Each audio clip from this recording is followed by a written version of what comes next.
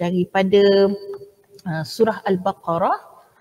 Ni kita akan selalu dengar ayat ini apabila kita nak dekat dengan puasa. So persediaan kita untuk menyambut bulan puasa mesti kita kena menyambut ataupun mengulang kaji ayat-ayat berkaitan dengan Al-Quran, berkaitan dengan Ramadan, kerana semua itu akan membawa suatu rasa yang berbeza berbanding dengan kita tidak murajaah. Okey, ibu-ibu boleh tengok ayat 185. Ayat 185 surah Al-Baqarah. Ni jelaslah. So jawapan nombor 4 tadi iaitu Allah Subhanahu Wa Taala berfirman dalam surah Al-Baqarah ayat 185. A'udzu billahi minasyaitonir rajim. Syahru Ramadan alladzi unzila fihi al-Qur'an hudan lin-nasi wa bayyinatin minal huda wal furqan. فمن شهد منكم الشهر فليصم ومن كان مريضا أو على سفر فعدة من أيام أخر يريد الله بكم اليسر ولا يريد بكم العسر ولتكملوا العدة وَلِتُكَبِّرُوا اللَّهَ عَلَى مَا هَدَاكُمْ وَلَعَلَّكُمْ تَشْكُرُونَ. Masa yang diwajibkan untuk kamu berpuasa ialah pada bulan Ramadan yang mana diturunkan di dalamnya Al-Quran. Subhanallah. Sangat jelas ibu-ibu. Syahrul Ramadan alladhi. Alladhi yang bermaksud yang, sifat kepada bulan Ramadan tersebut. Dalam Quran tak sebut nama bulan secara spesifik kecuali bulan Ramadan. Ithna asya syahra, Allah sebut 12 bulan, wa arba'atun hurum, dan 4 bulan haram. Itu pun tak details. Apa 4 bulan haram tadi? Dalam hadis lah sebut. Bulan Rejab, bulan Zulqa'idah, Zulhijjah dan Muharram. Tapi dalam Quran tak sebut secara details. Okey, maka 12, kemudian naik lagi 4 bulan haram, bulan yang dirahmati, bulan yang kena jaga benda-benda haram di dalamnya, dan kemudian naik 1 bulan iaitu penghulu kepada bulan. Yang Allah sebut secara spesifik Syahru Ramadan. Syahrun maksudnya bulan ibu-ibu. Syahru adalah bulan. Ramadan, nama bulan itu ialah bulan yang sangat-sangat besar. Kenapa besarnya Quran Ramadan itu? Allazi unzila fihi al-Quran. Kenapa Ramadan itu istimewa? Sebab dalam banyak-banyak bulan yang lain Allah pilih Ramadan itu bulan turun Al-Quran. Al-Quran yang mukjizat yang kita sebut yang hebat, Al-Quran yang menjadi mukjizat satu-satunya sampai hari kiamat, Allah pilih bulan Ramadan. Maka bulan Ramadan, kalau orang tak jumpa Al-Quran, maka bulan lain lagi lah langsung. Kalaulah Al-Quran dia tinggal pada bulan Ramadan, bulan lain kalau dia nak beramal dengan Al-Quran lagi jauh lah. Maka kalau biasa kita dah beramal dengan Al-Quran, dah biasa baca Quran, dah biasa tadabbur Quran, bila Ramadan kena lebih lagi. Kena akrab lagi. Sebab apa? Itulah kelebihan bulan Ramadan yang Allah angkat allazi unzila fihil Quran. Fihi. Yang mana turun di dalamnya Al-Quran. Bilakah di dalamnya ibu-ibu? Bilakah tarikhnya? Jom kita baca surah Ad-Dukhan ayat 3. Tengok surah Ad-Dukhan ayat 3. Dah buka tadi dia hilang balik. Okey. Surah Ad-Dukhan ayat 3, muka surat 496. Quran banyak ni ibu-ibu, boleh kalau nak ambil tak ada masalah. Ada apa?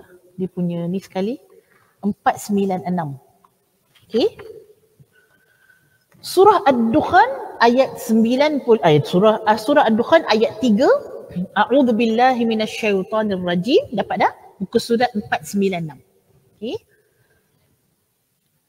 Inna anzalnahu fi lailatin mubarakah. Inna kunna munzirin. Allah Subhanahu Wa Taala menyebut sesungguhnya, inna, suatu penegasan, sesungguhnya kami menurunkan, anzalnahu. Hu tu apa ibu-ibu? Anzal itu maksudnya turun. Anzalnahu, hu tu nya. Jadi nya tadi merujuk kepada apa? Al-Quran, betul. Anzalnahu, hu itu kembali kepada Al-Quran. Nampak tak ayat tadi? Syahrul Ramadan alladhi unzila fihi al-Quran. Allah sebutkan Al-Quran tu. Fihi al-Quran secara jelas. Kemudian dalam surah Ad-Dukhan, Allah sebut inna anzalnahu, hu itu ialah Al-Quran. Sebab tu ibu-ibu tengok dalam kitab terjemahan kita, biasa memang sebut dah secara direct, dia tak sebut nya, tapi disebut Al-Quran. Jadi kita punya terjemahan ibu-ibu, dia meraihkan tafsir. Dia bukan terjemah harfiah. It's not translate word by word. No. Tapi translate by makna tafsir. Untuk supaya apa? Kita tak tersalah faham lah. Kita baca tafsir pun tak faham. Tak boleh. Jadi kena didorongkan terjemahan tadi mendekati makna tafsir. Okey? Baik. Fi lailatin mubarakah. Itu clue. Clue dia apa? Fi itu ialah pada. Diturunkan Al-Quran itu pada, tadi bulan kan? Syahrul Ramadan alladhi unzila. Panjang ni, bulan 30 hari. Kita tak tahu which day yang diturunkan Al-Quran. Allah terangkan Lailah, pada malam yang berkat. Pada malam yang berkat. Maksudnya pada satu malam. Satu malam dalam bulan Ramadan yang Allah pilih untuk diturunkan Al-Quran. Macam main apa orang kata?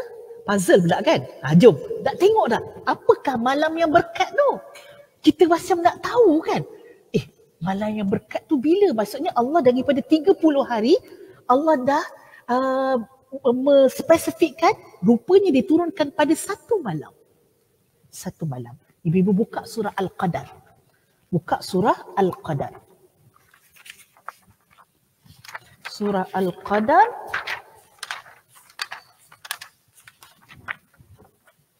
Surat berapa?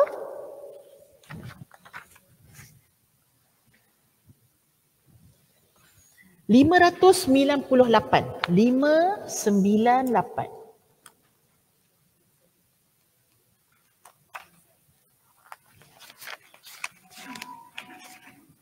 Okey. Baik. Lailah tadi masih lagi mubham. Malam tadi pada malam yang berkat. Masih lagi kita tak tahu malam tu antara 30 hari tu malam yang mana. Maka Allah Subhanahu Wa Taala terangkan di dalam surah Al-Qadar, jawapannya inna anzalnahu fi lailatul qadr. Allahu Akbar. Jumpa jawapan dia.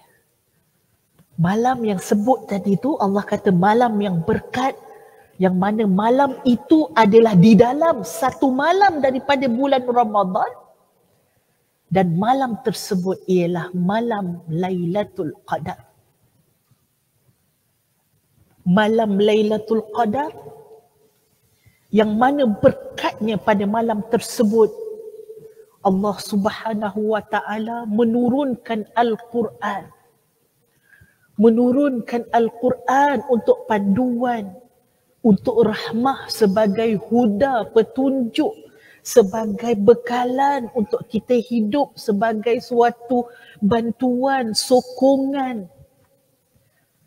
Semangat untuk kita hidup supaya kita tak sesat, ibu-ibu. Hidup dekat dalam dunia ni teraba-raba.